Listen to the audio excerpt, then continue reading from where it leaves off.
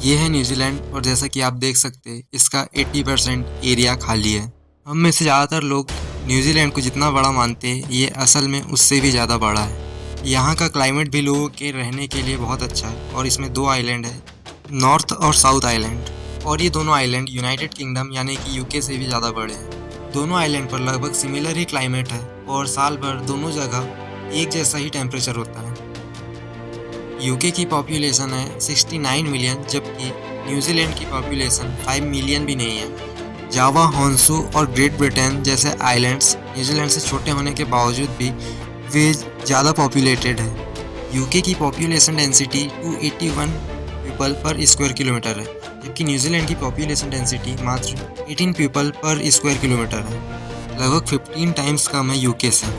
दोनों कंट्रीज़ के बीच लगभग सिमिलर क्लाइमेट और ऑलमोस्ट सिमिलर साइज होने के बाद भी पॉपुलेशन में इतना डिफरेंस है। न्यूजीलैंड का 80% भाग अनहैबिटेड है। न्यूजीलैंड में 77% लोग नॉर्थ आइलैंड में रहते हैं, 23% लोग साउथ आइलैंड पर रहते हैं और नॉर्थ आइलैंड में भी 50% लोग उनकी प्राइमरी सिटी यानी कि ऑकलैंड में रहते हैं और पूरे न्यूजीलैंड के 37% लोग इस सिटी में रहते हैं। ऑकलैंड की टोटल पॉपुलेशन 2 मिलियन है। अगर हम न्यूजीलैंड की हिस्ट्री को देखते हैं तब 19th सेंचुरी और अर्ली 20th सेंचुरी में साउथ आइलैंड पर ज़्यादा लोग रहते थे। न्यूजीलैंड की एम्प्टीनेस का जो एक ऑब्वियस रीज़न है वो है इसका बाकी दुनिया से आइसोलेशन।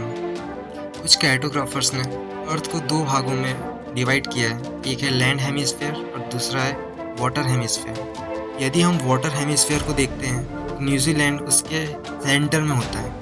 न्यूजीलैंड की सबसे क्लोजेस्ट कंट्री या क्लोजेस्ट लैंड मास जो है वो ऑस्ट्रेलिया है और वो भी 2000 किलोमीटर दूर है। और न्यूजीलैंड ही वो आखिरी जगह थी जहाँ जो इंसानों के द्वारा ढूंढी गई हैबिटेबल जगह थी। 13th सेंचुरी में न्यूजीलैंड की पॉपुलेशन 0 थी, मतलब वहाँ एक भी लोग नहीं रहते थे। उस समय दूसरे आइलैंड कंट्री जापान और ग्रेट ब्रिटेन की पॉपुलेशन मिलियंस में थी। मॉडर्न डेमोग्राफर एस्टिमेट करते हैं कि जब लोग न्यूजीलैंड गए और वहाँ जाकर 5 सेंचुरी बिताने के बाद भी उनकी पॉपुलेशन मात्र 2 लाख हुई थी। जब वहाँ ब्रिटिशर्स पहुँचे तब उनकी पॉपुलेशन फिर से क्रैश करने लगी। जहाँ उनकी पॉपुलेशन 1769 में 2 लाख थी वही 1840 तक घटकर 40,000 हो गई। पॉपुलेशन में कमी का जो मेन रीज़न था वो ब्रिटिश लोगों के आने के साथ उनके साथ आई डिजीज़ और वायलेंस था और तब ब्रिटेन और आयरलैंड से इमिग्रेंट्स का आना शुरू हुआ। जब इमिग्रेंट्स आ रहे थे ब्रिटेन और आयरलैंड से तब वो नॉर्थ आइलैंड नहीं बल्कि साउथ आइलैंड जा रहे थे क्योंकि उस टाइम पर नॉर्थ आइलैंड इनहैबिटेड था और साउथ आइलैंड पर गोल्ड भी पाया गया था।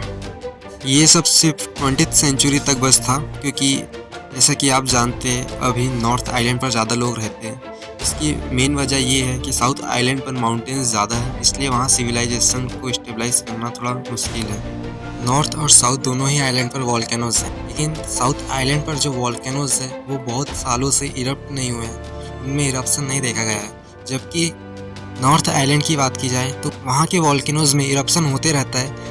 पूरे न्यूजीलैंड की मात्र 2% जगह ऐसी है जहाँ पर खेती की जा सकती है, लेकिन वहाँ पर बहुत सारी लोकेशन है जहाँ पर पानी अवेलेबल है, वहाँ पर वाटर इजीली अवेलेबल है, इसलिए वहाँ पर ग्रासलैंड्स है। 19th सेंचुरी तक ही साउथ में पाया जाने वाला सोना भी ख़त्म हो चुका था।